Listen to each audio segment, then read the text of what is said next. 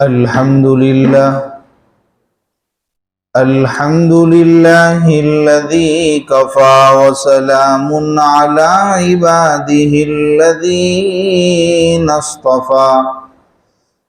أما بعد فقد قال الله تبارك وتعالى في القرآن المجيد والفرقان الحميد: أعوذ بالله من الشيطان الرجيم، بسم الله الرحمن الرحيم. يا أيها الذين آمنوا إن جاءكم فاسق بنبأ فتبينوا أن تصيبوا قوما بجهالة فتصبحوا على ما فعلتم نادمين إلى آخر الآية. صدق اللہ العظیم. بزرگان محترم، میرے نوجوان ساتھیوں، کل آپ حضرات کے سامنے نبی کریم صلی اللہ علیہ وسلم کی تعظیم اور آپ کی تکریم کے بارے میں دو حکم بیان فرمائے تھے. ایک تو یہ کہ نبی کریم صلی اللہ علیہ وسلم کے قول اور فعل سے سبقت نہیں کرنی. کسی حکم کے بارے میں ہمیں یہ توقع ہو، یہ امید ہو کہ فرمان نبی جاری ہوگا، اللہ کے نبی کا کوئی حکم آئے گا، تو ہم آگے بڑھ کر اپنی رائے، اپنا مشورہ نہ دیں، بلکہ انتظار کریں. اور اللہ کے نبی کے فعل سے سبقت نہ کرنے کا مطلب تھا کہ اللہ کے نبی چلے تو ان کے دائیں بائیں چلے، ان کے آگے نہ چلے، اور صحابہ پیچھے بھی نہیں چلتے تھے. اور اس سے ہم نے آج کے زمانے میں ہم جو شیخ ہوتے ہیں، ہمارے استاد ہوتے ہیں، ان کے جو پیچھے چلتے ہیں تو اس سے پتہ چلا کہ یہ صحابہ کے اسوے کے خلاف. کسی بھی بڑے انسان کے پیچھے نہیں چلنا چاہیے، نہ ان سے آگے چلنا چاہیے، بلکہ سائیڈ میں دائیں بائیں چلنا چاہیے. صحابہ کا طریقہ یہ تھا. اور دوسرا، نبی کریم صلی اللہ علیہ وسلم کی تعظیم اور تکریم کا حکم یہ تھا کہ کسی مجلس میں اللہ کے نبی صلی اللہ علیہ وسلم تشریف رکھتے ہو تو وہاں پہ ان کی آواز سے اپنی آواز کو بلند نہ کرو، اور ہرگز اللہ کے نبی سے چیخ کر اور چلا کر تو خطاب ہرگز نہ کرو، اس لیے کہ یہ اللہ کے نبی کی بے ادبی ہے. اس کی وجہ سے اللہ کے نبی کے دل میں رنج ہوگا، غم ہوگا، اور آپ کے خلاف اگر تکبر پیدا ہو گیا تو آپ کی ایمان کے لالے پڑ جائے. اللہ کے نبی صلی اللہ علیہ وسلم اب اس دنیا کے اندر موجود نہیں ہے، تو اس مضمون کی افادیت کیا ہے؟ یہ بھی کل آپ کو بتایا گیا تھا کہ آج کے زمانے میں جو علماء ہیں اور جو صلحاء کا طبقہ ہے، یہ اللہ کے نبی کے جانشین ہیں. اسی طرح قرآن اور حدیث بھی موجود ہے، اللہ کے نبی کی باتیں موجود ہے، اللہ کی باتیں موجود ہے. تو ہمیں جو حکم اللہ کے نبی کی تعظیم اور تکریم کی خاطر دیے گئے ہیں، ہم آج کے زمانے میں یہاں پر بھی لاگو کریں کہ علماء کے قول سے پہلے اپنی رائے مت دے، علماء کے عمل سے پہلے اپنا عمل نہ کرے، ان کے خلاف ان کے آواز کے اوپر اپنی آواز کو بلند نہ کرے. اسی طریقے سے بتایا گیا تھا کہ ہر ذی رتبہ فرق مراتب کا خیال کرے ہر فیلڈ میں، ایک خالی علماء صلحاء میں نہیں، بلکہ مراتب کا، درجات کا فرق یہ ہر فیلڈ میں ہوتا ہے. استاد شاگرد میں جس طرح مراتب کا فرق ہے، شیخ اور مرید میں جس طرح مراتب کا فرق ہے، اسی طرح بادشاہ اور رعایا میں مراتب کا فرق ہے، باپ اور بیٹے میں، والدین اور اولاد میں، بوڑھے اور اولاد میں مراتب کا فرق ہے. اسی طرح امام اور مقتدی میں مراتب کا فرق ہے. تو جہاں بھی یہ مراتب کا فرق ہو، ہمیں ان ادب کی رعایت کو سامنے رکھنا ہے. کہ ہماری آوازیں ہمارے بڑوں کے مقابلے میں بلند نہیں ہونی چاہیے۔ اگر کسی معاشرے کے اندر یہ خرابی ہے کہ چھوٹوں بڑوں کا کوئی انتر نہیں ہے، کوئی فرق نہیں ہے، بلکہ اپنی رائے کو تھوپا جاتا ہے، تو یاد رکھیے وہ معاشرہ خوشگوار نہیں ہو سکتا ہے، حالت پراگندہ ہو جائے گی اور چین سکون والا معاشرہ نہیں باقی رہے گا۔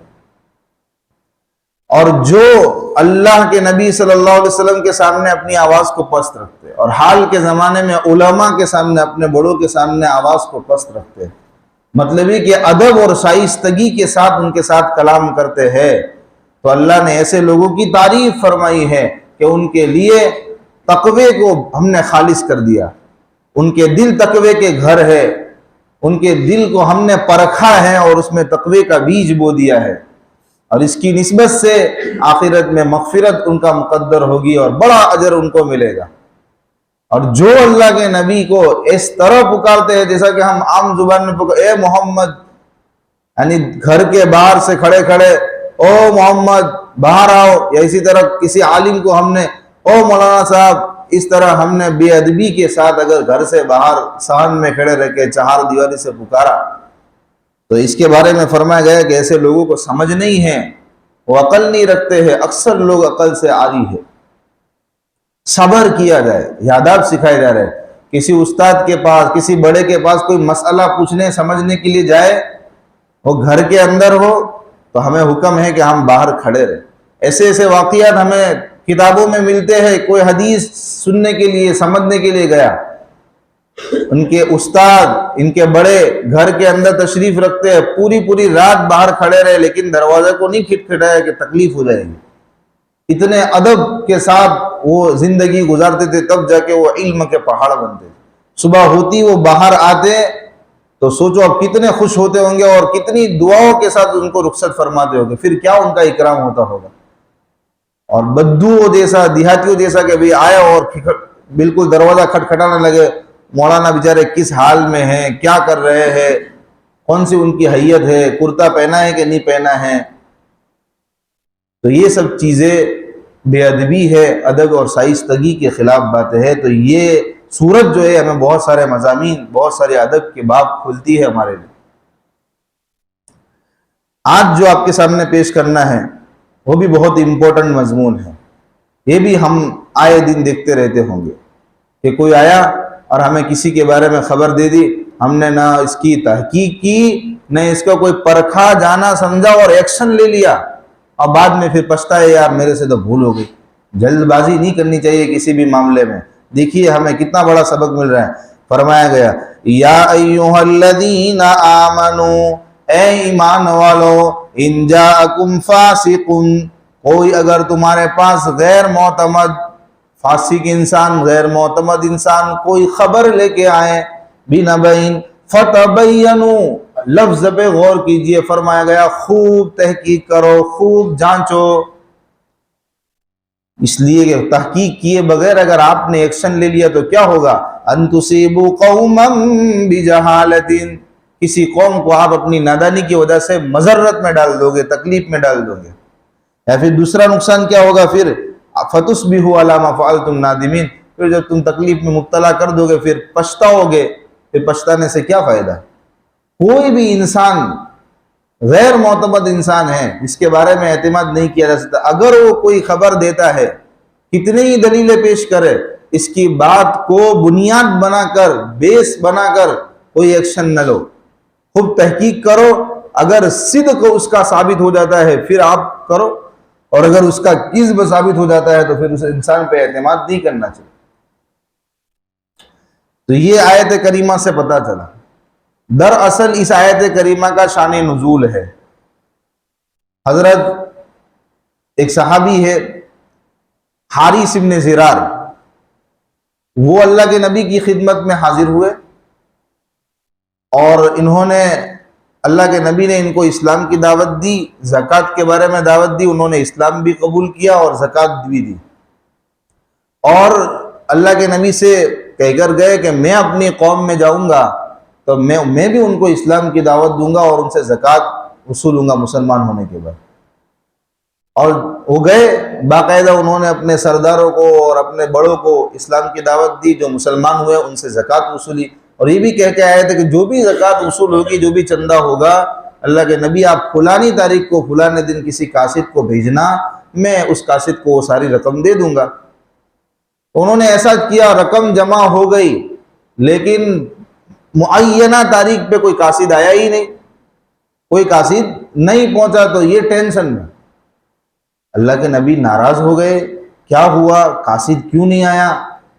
تو انہوں نے جو سردار اسلام لائے تھے ان سے مشورہ کیا کہ کیا کرنا چاہیے، پیسے میرے پاس زکوٰۃ کے ہے اور اللہ کے نبی تو وعدہ خلافی کر نہیں سکتے، تو یہ کیا ہو گیا؟ تو پھر انہوں نے سوچا کہ ہمیں اللہ کے نبی کے پاس جانا چاہیے، وہ سب نکل گئے اللہ کے نبی کی خدمت میں حاضر ہونے کے لیے۔ اور ادھر سے واقعہ ایسا ہوا تھا کہ اللہ کے نبی نے اپنے وعدے کے مطابق صحابی کو روانہ کیا تھا، اور وہ صحابی راستے میں پہنچنے آئے اور وہاں پہ ان کے دل میں یہ خیال آیا کہ سامنے جس قوم کے پاس میں جا رہا ہوں ان سے میرے سے پرانی دشمنی ہے، میں گیا اور مجھے قتل کر دیا تو، مجھے زکوٰۃ نہیں دی اور قتل کر دیا تو اس خدشے سے وہ صحابی واپس ہو گئے، اور اللہ کے نبی کے پاس آ کر انہوں نے اپنا جو خیال تھا، جو حقیقت نہیں تھی، اپنے خیال کے مطابق کہ انہوں نے تو زکوٰۃ دینے سے انکار کر دیا ہے اور مجھے تو مارنے کے در پہ، قتل کے در پہ تھے۔ اللہ کے نبی کو غصہ آیا، اللہ کے نبی نے خالد ابن ولید ان کی سرکردگی میں ایک دستہ روانہ کیا کہ جاؤ اور وہاں جا کے تحقیق کرو۔ وہاں گئے ہیں تو وہ مدینے کے قریب دونوں قافلے جمع ہو گئے، کہا کہ بھئی کہاں جا رہے ہو؟ حارث ابن زرار سے پوچھا کہ حارث ابن زرار نے پوچھا آپ کہاں کی طرف رخ کرے ہو، کہاں کا ارادہ ہے؟ کہ بھئی آپ کا ارادہ ہے، کس مقصد سے، کس سبب سے؟ تو کہ بھئی ایسا مقصد پیش آیا ہے کہ اللہ کے نبی نے قاصد بھیجا، تم نے زکوٰۃ دینے سے انکار کر دیا ہے، ایسی انفارمیشن ملی ہے اور اوپر سے مارنے کے در پہ ہو۔ خدا کی قسم میں نے تو کہ اس قاصد کو نہ دیکھا ہے نہ اس کے بارے میں کچھ سنا ہے، کہ کیسے کہ ایسا کہہ دیا کہ اللہ کے نبی کہ جو حق پیغمبر ہے، ان خدا کی قسم جو حق لے کر آیا ہے کہ ہم نے تو ایسی کوئی بات نہیں سنی اور ہم کو دکھت نہیں ہے، کہاں سے ہم ایسا کہ وہ کریں گے۔ خیر پورا ماجرا اللہ کے نبی کے پاس گیا اور اللہ کے نبی نے بھی ان سے پوچھا کہ آپ نے ہمارے قاصد کے بارے میں ایسا سوچا کیا؟ تو کہ نہیں۔ تو اس سے پتہ چلا کہ کوئی غیر معتمد انسان آپ کے پاس کوئی خبر لے کے آوے تو اس کی تحقیق کیے بغیر ایکشن نہیں لینا چاہیے۔ اس تفسیر کا جو دوسری روایتیں ملتی ہے اس میں یہ ملتا ہے کہ وہ بنی مستلق کا جو قبیلہ تھا نا، اس کے حارث ابن زرار اس کے آدمی تھے، اس قبیلے کے اندر انہوں نے سب کیا، زکوٰۃ وصولی، یہاں سے پہنچ بھی گئے وہ آدمی بنی المستلق میں، لیکن وہاں جا کے دیکھا تو سامنے سے لوگ آ رہے ہیں، حالانکہ حقیقت میں وہ استقبال کے لیے آ رہے تھے۔ سب کو معلوم تھا کہ فلانے دن فلانی تاریخ کے اندر قاصد آئے گا زکوٰۃ وصول لے، تو وہ بیچارے استقبال میں نکلے تھے، لیکن انہوں نے سمجھا کہ مجھے پرانی دشمنی نکالنے کے لیے ماننے آ رہے ہیں، تو واپس ہو لیے۔ تو خالد ابن ولید کو بھیجا ان کا دستہ، انہوں نے تحقیق کی، وہاں رات میں پہرا ڈالا، پڑاؤ ڈالا، اور جاسوسوں کو بھیجا تو پتہ چلا کہ وہ تو ایمان والے ہیں، نمازی بھی ہے، تو مسلمان ہیں، اور ان کا تو مقصد یہ تھا۔ تو یہ تو غلط فہمی ہو گئی ہے، غلط خبر، غلط انفارمیشن ملی ہے۔ تو دیکھو فوراً ایکشن نہیں لیا گیا، بلکہ خالد ابن ولید کو بھیجا کہ تحقیق کرو۔ تو اس سے ہمیں سبق ملتا ہے کہ کوئی بھی انسان ہمیں خبر دے، یہاں جو صحابی ہے، یہاں جو فاسق کا لفظ استعمال کیا گیا ہے، ہم صحابہ کے بارے میں ہمارا عقیدہ ہے کہ تمام صحابہ عادل ہے، ثقہ ہے، تو یہاں فاسق کا لفظ کیوں استعمال کیا گیا ہے؟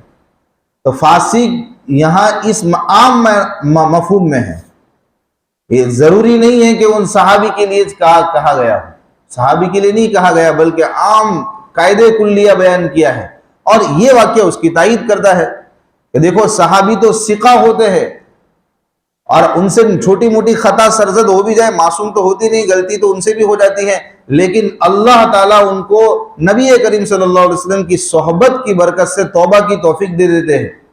ان کے لیے تو پروانہ ہے رضی اللہ عنہم ورضوا۔ وہ گناہ پہ برقرار نہیں رہ سکتے، گناہ ان سے ہو جائیں گے لیکن توبہ کر کے گناہ صاف بھی ہو جائیں گے۔ تو صحابی یہ تو ثقہ ہے، جب ان سے ایسا معاملہ سرزد ہوا، اللہ کے نبی نے تحقیق کرائی، تحقیق کے بغیر ایکشن نہیں لیا، تو پھر اگر کوئی غیر معتمد آدمی ہے، ہمارا جیسا کوئی انسان جس کی بات پہ وشواس اور اعتماد نہ کیا جاوے، اگر اس سے کوئی ایسی خبر ہمیں موصول ہو تو ہم یہ سب چیزیں لے کے نکل نہ جاوے۔ خاص کر کے جنگ کے اندر، لڑائی کا موقع ہو، اس کے اندر تو کسی کی بات کو، غیر فاسق کی بات کو اس کو بیس بنا کر جھگڑا کرنے نہ جاوے، تلوار اور سب لے کے نکل نہ جاوے، بلکہ اس کی تو زیادہ تحقیق کرے، اور اس کے علاوہ بہت ساری چیزیں اس میں بھی تحقیق کرے۔ لیکن جنگ والی چیزوں کے اندر تو پھر کیا ہوتا ہے کہ بغیر تحقیق کے نکل پڑتے ہیں، پھر ندامت ہاتھ آتی ہے، پتہ چلتا ہے کہ ایسا تو کچھ تھا ہی نہیں، یہ تو جھوٹی خبر نکلی۔ دیکھو شریعت ہمیں کتنا، قرآن ہمیں کتنی امپورٹنٹ اور کتنی اہم خبریں بتا رہا ہے، اور خاص کر کے ایسے موقع پر جو تحقیق کریں گے تو جو ذمہ دار ہو، ذمہ دار قسم کا انسان ہو، اس کے سامنے یہ مشورہ رکھے، یہ خبر رکھے کہ ایسی ایسی خبر موصول ہوئی ہے، آپ ہمارے ذمہ دار ہو، آپ اس کی تحقیق کرو، اور وہ پھر جو مشورہ دے اس کے مطابق عمل کریں گے۔ ہم ہر ایک انسان سے اپنے مشورہ نہیں لینے بیٹھ جائیں گے، ہر ایک انسان کو وہ خبر کی تحقیق کرنے کا سونپ نہیں دیں گے۔ اب ایرے گیرے نتھو انسان کو بھی تو خبر لے کے آ، تحقیق کر، وہ اس کے جیسی خبر کر لے کے آیا، تحقیق لے کے آیا، اور اس کے بیس پہ ہم لڑائی جھگڑا شروع کر دیں گے؟ نہیں، بلکہ کسی ذمہ دار سے، یہ ہے نا وَاعْلَمُوا أَنَّ فِيكُمْ رَسُولَ اللَّهِ، جان لو کہ تمہارے درمیان میں اللہ کے رسول ہے۔ اس وقت کے اندر اللہ کے رسول جیسی شخصیت کوئی نہیں تھی، سب سے بڑے ذمہ دار اللہ کے نبی تھے، تو وہ تمہارے درمیان میں موجود ہے، تو معاملے کو ان کے پاس لے جایا جائے، یہ خبر جو موصول ہوئی ہے ان کے پاس لے جایا جائے، پھر وہ جو حکم دے اس کے مطابق عمل کیا جائے، وہاں اپنی رائے کو زبردستی تھوپا نہ جائے۔ اگر اللہ کے نبی آپ سے رائے مانگے تو آپ رائے دیجئے، اور رائے نہ مانگے تو آپ خاموش رہیے، جو آپ کو مشورہ دے اس کے مطابق عمل کیجئے۔ آج کے زمانے میں اگر خبر ایسی ہے کہ وہ ملکی خبر ہے، تو ملک کا جو سب سے بڑا ہے اس سے ہم اس کے سامنے خبر رکھیں گے، وہ جو مشورہ دے اس کے مطابق عمل کریں گے۔ اگر خبر علاقائی ہے، گاؤں کے پرتی ہے، تو گاؤں کا جو بڑا ہو، مکھیا ہو، اس کے سامنے یہ بات رکھیں گے، وہ مشورہ دے گا، اس کے مطابق کریں گے۔ اگر خبر ہمارے محلے کی ہے تو محلے کا جو بڑا ہے اس کے سامنے یہ بات رکھیں گے۔ تو یہ سب چیزیں اسلام سکھاتا ہے، قرآن ہمیں سکھاتا ہے۔ وَاعْلَمُوا أَنَّ فِيكُمْ رَسُولَ اللَّهِ، جان لو کہ تمہارے درمیان میں اللہ کے رسول ہے۔ لَوْ يُطِيعُكُمْ فِي كَثِيرٍ مِّنَ الْأَمْرِ، اگر اللہ کے رسول تمہارے بہت سارے معاملات میں تمہارا کہنا مانے، لَعَنِتُّمْ، تو تم مضرت میں پڑ جاؤ گے، بہت بڑی مصیبتوں میں پڑ جاؤ گے۔ جو سمجھدار ہو، صاحب عقل ہو، وہ آنے والے کی باتوں کو اتنا سیریس لے کے سب باتوں کو ماننے لگے تو پھر تو مسئلے ہو جائیں گے۔ یہ کہے گا کہ بھئی اس کو تو ختم کر دینا ہے، یہ کہے گا بھئی تھوڑا صبر کرو، کوئی کہے گا یہ، تو سب کی باتیں ماننے جائے گا تو کہاں سے حل نکلے گا؟ تو سب کی باتیں ماننے جائیں گے تو معاملہ بگڑ جائے گا۔ اس لیے سوچ سمجھ کر اچھی طرح سے تحقیق کر کے ایک نتیجے پر پہنچیں گے۔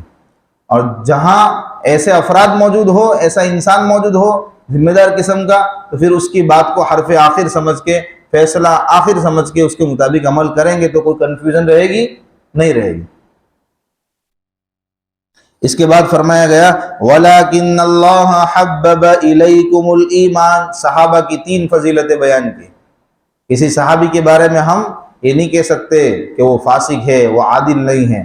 صحابہ تو ایسے ہوتے تھے، قرآن نے ان کی تعریف کی ہے، ان کی فضیلتیں بیان کی ہے کہ لیکن اللہ تعالیٰ نے تمہارے اندر ایمان کی محبت کو بھر دیا ہے۔ صحابہ کے دل ایمان سے لدالد ہوتے تھے، ایمان کی محبت سے بھرے ہوئے ہوتے تھے۔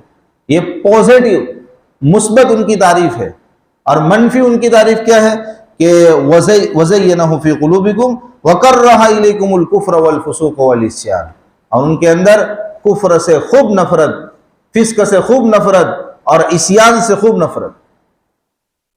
کسی بھی صحابی کے اندر کفر سے محبت نہیں ہوگی، یہ ان کی نیگیٹو تعریف، پوزیٹو انداز میں نہیں، نیگیٹو انداز میں، کہ وہ ایمان سے محبت کرتے تھے، یہ پوزیٹو، خوب محبت کرتے تھے، لیکن کفر سے حد درجہ نفرت کرتے تھے۔ فسق سے ان کو ناپسندیدگی تھی اور عصیان سے ان کو ناپسندیدگی تھی۔ کفر اور فسق کو اس طریقے سے سمجھیے کہ دو بڑے دائرے ہیں، بڑے دائرے سے کوئی انسان نکل جاوے تو وہ کفر ہے، اور چھوٹے دائرے سے، دینداری ایک چھوٹا دائرہ ہے، اس سے نکل جاوے تو پھر انسان فسق میں مبتلا ہو جائے، اور عصیان یہ عام ہے۔ اولئک هم الراشدون، تیسری یہ عام صحابہ کی تعریف فرمائی کہ سب ہدایت پر ہے، ہدایت یافتہ ہے۔ تو یہ صحابہ کی تین انداز میں تعریف فرمائی گئی، اور یہ سب چیزیں کیوں ہیں؟ فضلا من اللہ ونعما، اللہ تعالیٰ کی طرف سے فضل ہے اور انعام ہے، واللہ علیم حکیم، اللہ تعالیٰ جاننے والے ہیں اور حکمت والے ہیں۔ تو اللہ تعالیٰ جن بندوں کے اندر صلاحیتیں دیکھتے ہیں، جن بندوں کے اندر قابلیتیں دیکھتے ہیں، ان کو یہ استعداد عطا فرماتے ہیں، ان کو یہ خوبیاں، یہ اوصاف، یہ فضیلتیں عنایت فرماتے ہیں۔ تو آج کا درس قرآن ہمیں بہت کچھ سکھا کے گیا ہے، آگے بھی انشاءاللہ ایسی مزید اچھی ایسی باتیں ہمیں سیکھنے کو ملے گی۔ اللہ تعالیٰ کہنے سننے سے زیادہ عمل کی توفیق عطا فرمائے۔ صدق اللہ۔